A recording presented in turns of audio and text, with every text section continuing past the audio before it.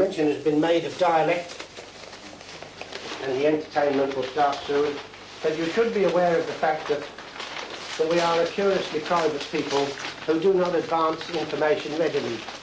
In fact, we only answer the question that's put, and you never overstep that mark so as to incur any further suspicions in the future. And this man was going away for 6 months.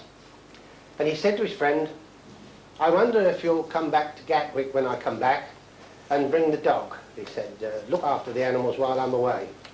And he said he would. So after 6 months, the plane lands, he comes off, goes up to the car, opens the door, and no dog jumps out. And he said to his friend, "No dog," and he said, "No dog."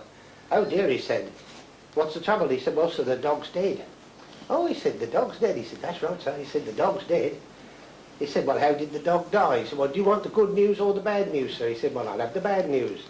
"Well, sir," he said, "the horse kicked the dog and the dog's dead."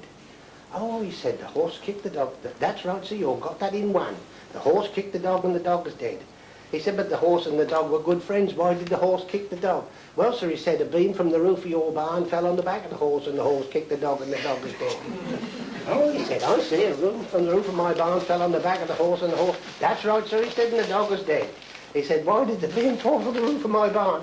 "Well, sir," he said, "that was on fire." He said, "The barn was on fire and the beam from the roof of my barn fell on the back of the horse and the horse kicked the dog and the dog is dead." "That's right, sir," he said. He said, "How did the barn catch fire?" "Well, sir," he said, "that was a spark from your house."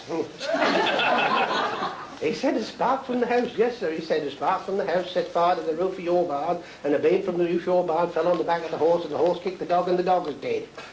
He said, "How did the house catch fire?"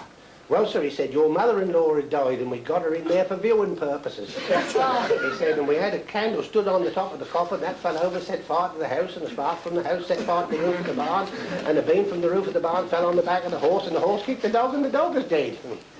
He said, "Is that the bad news?" He said, "Yes, sir." He said, "What was the good news?" "Well, sir," he said, "the heat was intense, the daffodils come on a fortnight early."